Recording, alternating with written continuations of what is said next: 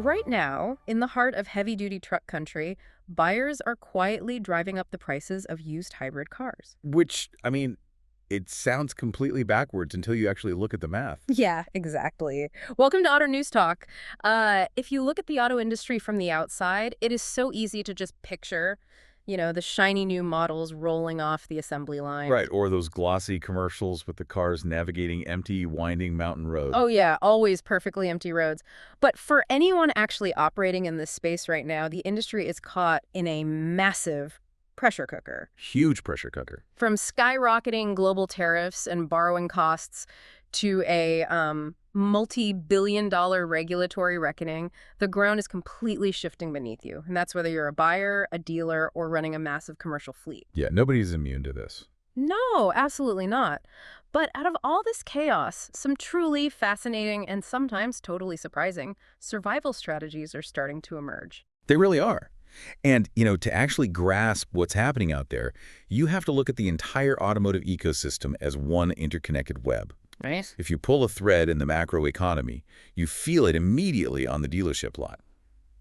So our map for this conversation traces a line straight from global energy prices and interest rates down to the pavement to see what consumers are actually buying, Uh-huh. and then all the way across the Atlantic to the UK regulatory courts, and finally out to the bleeding edge of artificial intelligence. It's a big map. It is.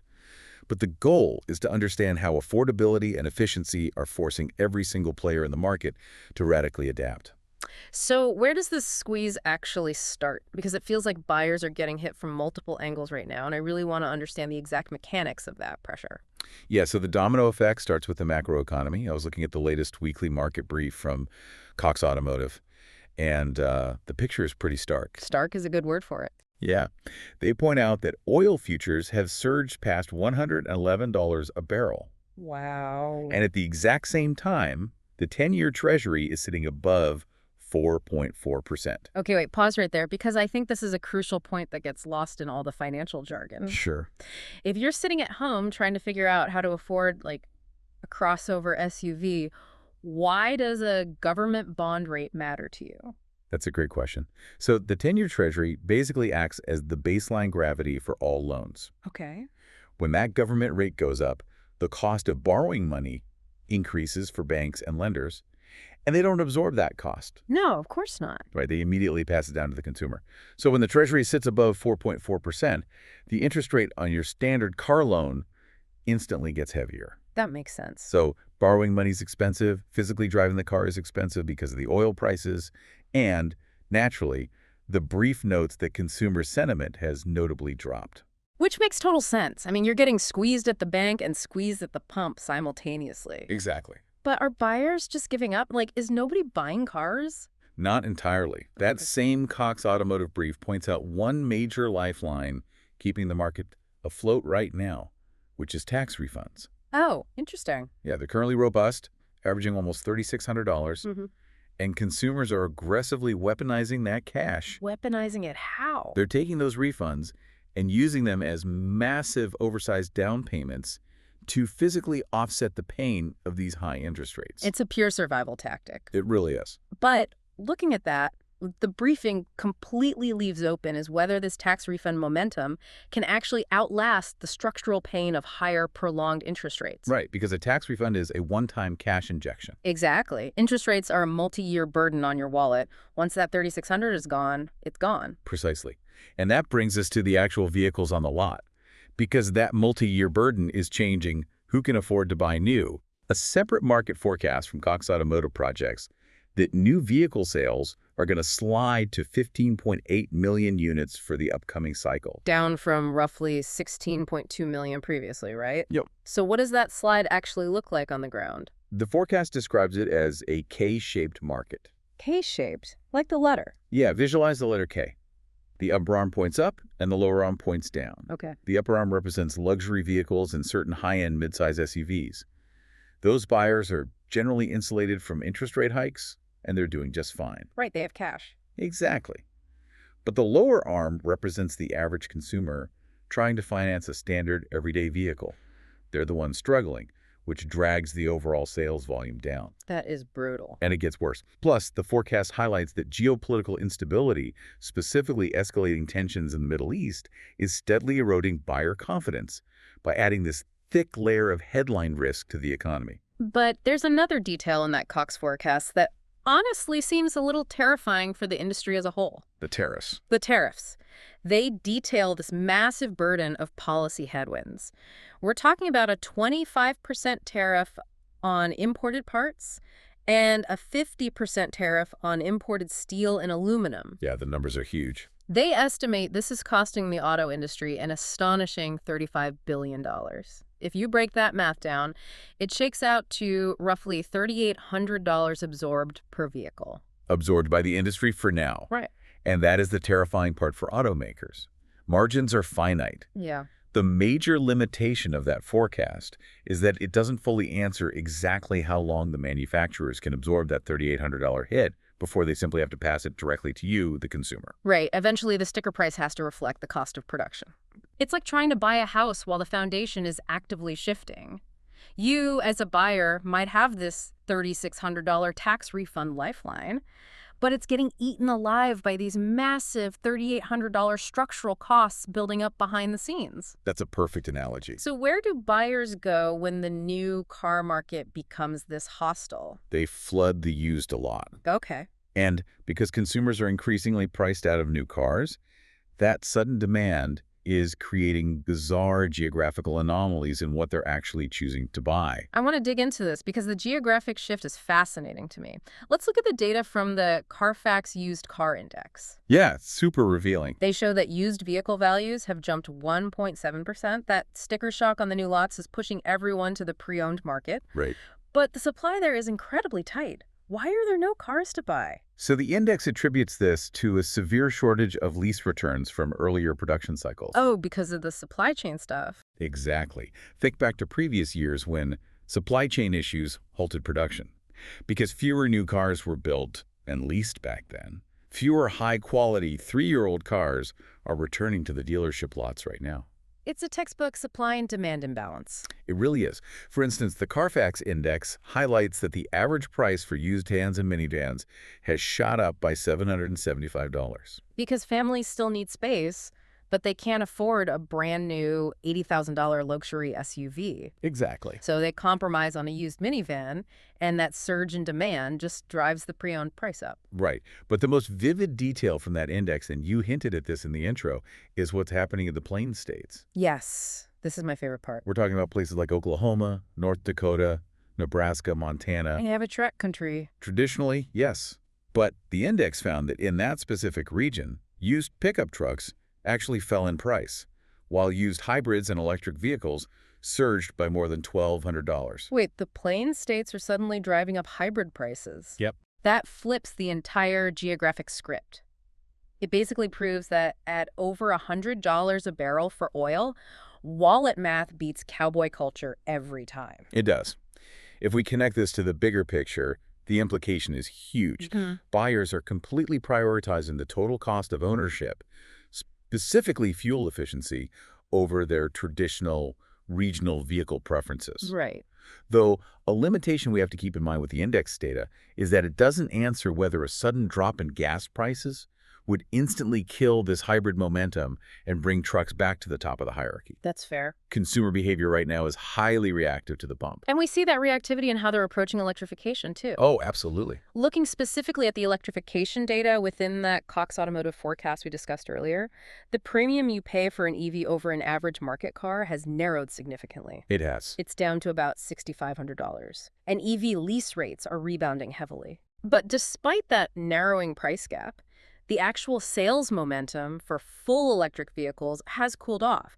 In fact, it's down 26% year over year. Which perfectly reinforces what we saw in the Plains states with the Carfax data. Yeah. The implication here is that hybrids have become the ultimate sweet spot for the modern buyer. A middle ground. Exactly. They desperately want the fuel savings to offset those macro costs we talked about, but they do not want the commitment, the high upfront infrastructure cost, or the range anxiety associated with a full EV. They want a pragmatic middle ground. So you have consumers fighting these intense ground-level cost battles right on the dealership lot, shifting their entire buying identity just to afford a vehicle. Yeah. But what about the institutions actually funding these purchases? Because while the buyer is squeezing every penny out of a hybrid, the lenders across the pond are facing a massive financial reckoning of their own. Yeah, this is a critical piece of the puzzle, and it shows how risk is distributed across the whole system. Okay, tell me about it. An announcement detailing the UK Financial Conduct Authority's Motor Finance Redress Plan exposes a catastrophic level of institutional risk. Catastrophic is a big word. Well, the FCA is rolling out a massive compensation program to address unlawful commission disclosure practices between dealers and brokers. Let's clarify what that means for a second. This isn't just a clerical error, right? No, not at all. This is about discretionary commission models where dealers could essentially bump up a buyer's interest rate specifically to earn a higher commission for themselves. Right. And without making that obvious to the buyer. Exactly. It was a deeply opaque practice, and the total cost to fix it is staggering. How staggering. The FCA is projecting the program to cost around £9.1 billion. Wow. And it affects an estimated 12.1 million financing agreements. 12.1 million agreements. That is an astronomical scale. It's huge. And according to the breakdown, the regulator explicitly chose to build a unified industry-wide framework to handle this. They want to avoid a piecemeal mess dragging through the courts. Right, which keeps the paperwork minimal for the consumers trying to get their money back. And if you look closely at how the FCA structured this framework, there's a fascinating tactical move. Oh yeah, the split. Yeah. They deliberately split the redress into two distinct time-based schemes, an older legacy period and a more contemporary period. And they did this specifically to ring-fence and isolate potential legal challenges regarding their regulatory authority over those older contracts. Which is a very smart legal maneuver. Very smart. By separating them, they ensure that if a bank files a massive lawsuit over the legacy agreements, it won't freeze or delay the payouts for the newer ones. Precisely. It protects the momentum of the compensation. Right. But what the FCA announcement leaves completely unanswered is the exact mathematical formula they're going to use to calculate the individual consumer compensation for those older legacy agreements. Oh, really? Yeah, they acknowledge the financial harm was higher back then, but the specific math for how a consumer actually gets made whole is a black box right now. Still, even without the exact formula, the broader implication is what matters most for the ecosystem. Exactly. Think about the overarching theme of margin pressure we've been building. We established that the industry is already absorbing $35 billion in tariffs. Right. And they're facing a K-shaped consumer market. Now, you introduce an unexpected £9.1 billion regulatory bill for historical lending practices. It's a perfect storm. What does that do? It forces lenders to be exponentially more conservative with their credit moving forward, which loops right back to making it even harder for the consumer to get approved for a car loan. It's a vicious cycle of tightening capital. Yeah. So faced with all of this margin compression, multi-billion-dollar tariff costs, regulatory fines, and tapped-out consumers, the industry's backed into a corner. Completely. They desperately need operational efficiency. They can't just tell their service departments or their fleet managers to simply, work harder. Right. The systems themselves have to get smarter to save money. And that brings us to the AI escape hatch.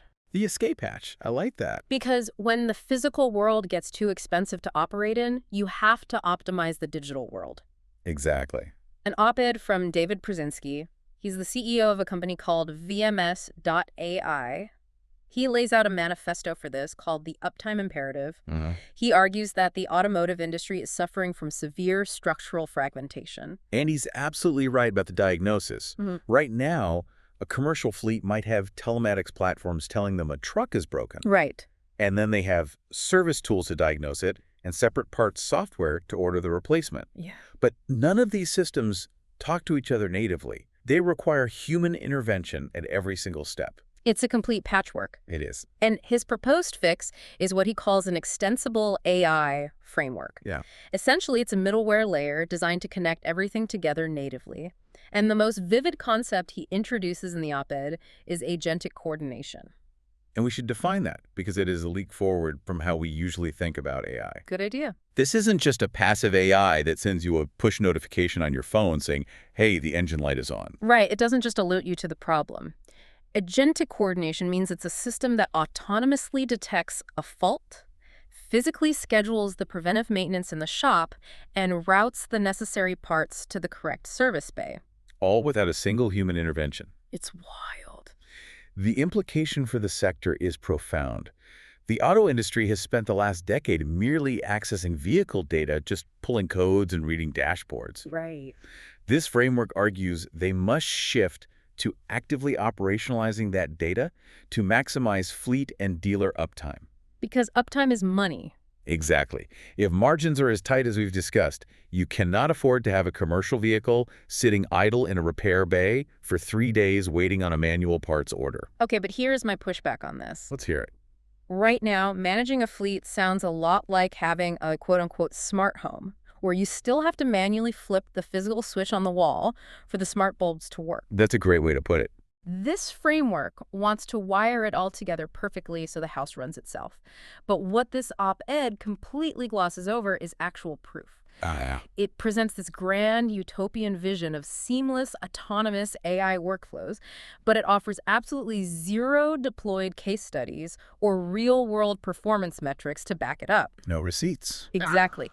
I want to see the receipts before I believe the house can actually run itself without burning down. That is a completely fair critique. That's the ultimate tension with emerging tech in a legacy industry. Right. It promises the world, and arguably, the industry desperately needs what it's promising, Yeah.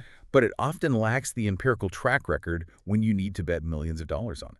So if you take a step back and look at this entire journey from the macroeconomy and the treasury rates down to the used lots in the plain states, over to the UK courts, and finally into the AI servers, what does this actually mean for your wallet or your fleet? Right. Let's tie this together. Okay, so looking across everything we've discussed, there are 3 glaring themes that emerge. First, we're seeing the absolute overriding power of the total cost of ownership. Yes. We see this explicitly supported by the Cox forecast, showing the pivot toward hybrids as a pragmatic middle ground, and it's dramatically highlighted by the Carfax data, showing hybrid prices surging in traditional truck country. Right. Buyers are doing the math, and the math is winning. Exactly, which leads to the second theme. There are massive hidden costs embedded in the system right now. The tariffs. Yep, the Cox forecast reveals $35 billion in absorbed tariffs, while the FCA redress plan exposes a £9.1 billion legal bill for opaque lending. Just massive sums of money. The system is bleeding capital behind the scenes, and eventually the consumer pays for that. And that leads right into the third theme, the desperate need for systemic efficiency over fragmented solutions. Right. The industry is facing an immense margin squeeze, as seen in the Cox weekly brief regarding interest rates and consumer sentiment. That makes the pitch from VMS.ai for a unified automated AI platform so incredibly urgent, even if the concrete proof isn't fully there yet.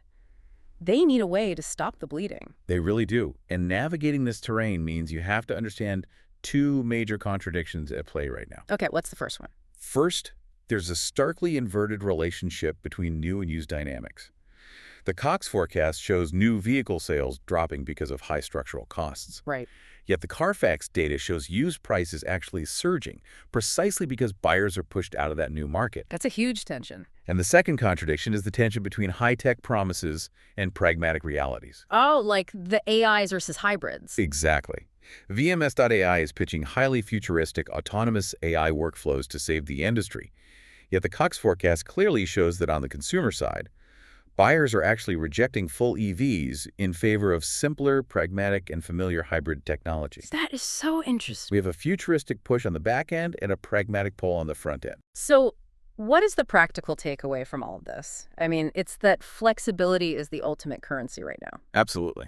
Whether you're a buyer shifting your search from a pickup truck to a hybrid to save at the pump, or a massive fleet looking to adopt unified tech to keep your trucks on the road, rigidly holding on to the old way of doing things is the most expensive mistake you can possibly make. Survival requires adaptation. The landscape will punish anyone who refuses to pivot. Well, that wraps up this segment of Auto News Talk. The bottom line is that the auto industry isn't just building vehicles anymore, it's desperately trying to engineer its way out of an economic and regulatory storm. It's a bumpy road ahead. Definitely. Keep a close eye on how these rapidly shifting consumer demands ripple back to the factory floor, like Will automakers double down even harder on hybrids, or will they be forced to pivot yet again? That's the billion-dollar question. And I'll leave you with this final thought to mull over. If these AI frameworks eventually get so good that they can predict exactly when a component will fail long before it actually happens, how will that change the very nature of vehicle ownership? Will we eventually stop buying cars altogether and just subscribe to guaranteed uptime? Until next time, thanks for listening.